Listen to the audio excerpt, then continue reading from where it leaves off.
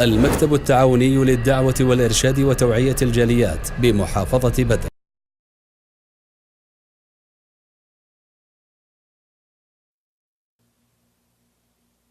বিসমিল্লাহির রহমানির রহিম। সুপ্রিয় দর্শক ও শ্রোতামণ্ডলী, রাসূল সাল্লাল্লাহু আলাইহি সাল্লামের শাশ্বত বাণী হাদিসগুলি যে রয়েছে, প্রত্যেকটি হাদিস আমাদের জন্য শিক্ষা, আমাদের পথ প্রদর্শক এবং আমাদের সঠিক পদের সন্ধান দাতা। অসংখ্য হাদিসের মাঝে আমরা আজকে একটি হাদিস নিয়ে আলোচনা করব, যেই হাদিসে রাসূল সাল্লাল্লাহু আলাইহি সাল্লাম 3 শ্রেণীর লোকের কথা আলোচনা করেছেন। যেই 3 শ্রেণীর লোকের সাথে আল্লাহ রব্বুল আলামিন হাসরে মাঠে কিয়ামতের দিন, যেদিন আল্লাহ রব্বুল আলামিন ছাড়া কোনো সাহায্যকারী থাকবে না, কোনো অভিভাবক থাকবে না, সকলেই হাসরে মাঠে কিয়ামতের দিন আল্লাহ রব্বুল আলামিনের ফয়সালার দিকে তাকিয়ে থাকবেন। আল্লাহ রব্বুল আলামিন কোন ফয়সালা দেয় বিচার কার্যে। ওই সময় আল্লাহ রব্বুল আলামিন 3 প্রকার লোকের সাথে কথাও বলবেন না, তাদের দিকে দৃষ্টিও দিবেন না, এমনকি তাদেরকে পবিত্র করবেন না। তাদের জন্য রয়েছে কঠিন শাস্তি।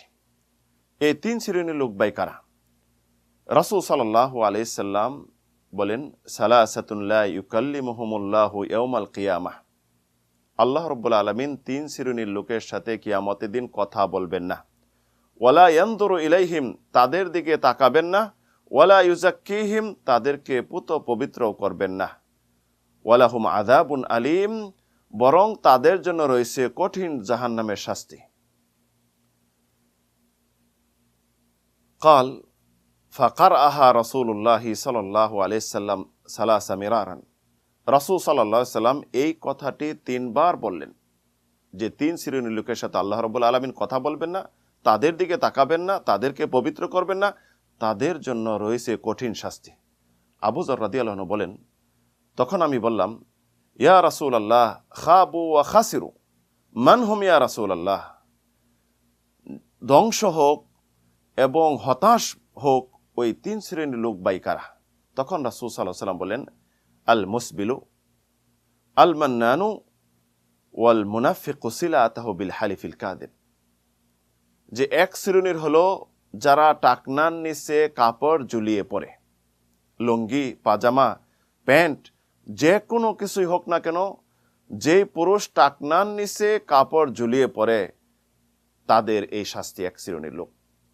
দ্বিতীয় শ্রেণীর হলো আল মান্নান, তথা যে আল্লাহ রাব্বুল আলামিনের উদ্দেশ্য নয়, বরং দুনিয়াবীর কোনো কাজে কাকে সাহায্য করেছে, কাকে কোনো উপকার করেছে, দান করেছে, সাদকা করেছে, যে কোনো কারণে আবার তাকে অপমান লাঞ্ছনা করার জন্য বলে, তোমাকে এটা দেইনি, এইটা দেইনি, তথা খোটা দেওয়া।